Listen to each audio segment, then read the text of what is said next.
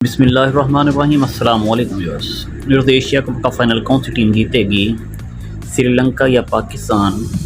کچھ آپ کو اس کا منفرد سا تجزیہ اور دلچسپ سٹیٹس بتاتے ہیں۔ آج بات یہ ہے کہ ایشیا کپ میں شریک ٹیمیں جو سب سے پہلے ٹورنامنٹ سے باہر ہوئیں، ان میں ہانگ کانگ جو کہ سیمی چائنا گورنمنٹ ہے، معاشی طور پر کیپٹا سب سے مضبوط ٹیم تھی، سب سے پہلے وہی ٹیم ٹورنامنٹ سے باہر ہوتی ہے۔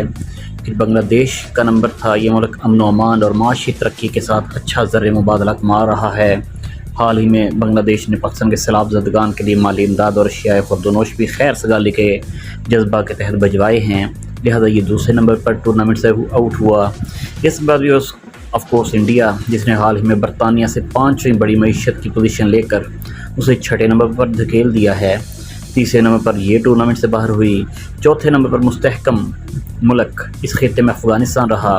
نیٹو اور اتحادیوں کے جانے کے بعد افغان کرنسی اور کنڈیشنز مضبوطی کی طرف جا رہی ہیں، لہذا یہ تیسرے نمبر پر ٹورنامنٹ سے نکلا۔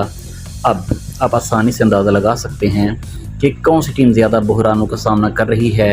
فاتح بھی وہی ٹیم ہوتی ہے، جتنا پریشر اور دباؤ کو فیس کرتا ہے اس کے جیتنے کے اتنے ہی زیادہ چانسز ہوتے ہیں۔ اور آج سری لنکا اور پاکستان کے مابین فائنل ہے، اور پاکستان اور سری لنکا میں سے کسی کو کوئی شک نہیں کہ سری لنکا تقریباً دیوالیہ ہو چکا ہے، بدترین معاشی بحران کو فیس کر رہا ہے، تو دوسری طرف پاکستان سیلاب کی تباہ کاریوں اور سیاستدانوں کی پہ یہ کا شکار ہے، لہٰذا فائنل کو پریڈکٹ کرنا آسان نہیں۔ لہٰذا شام کا انتظار کریں اور جو بھی ٹیم جیتے دعا کریں کہ اللہ دونوں ملکوں کو معاشی اور سیاسی استحکام بھی عطا کرے، آمین۔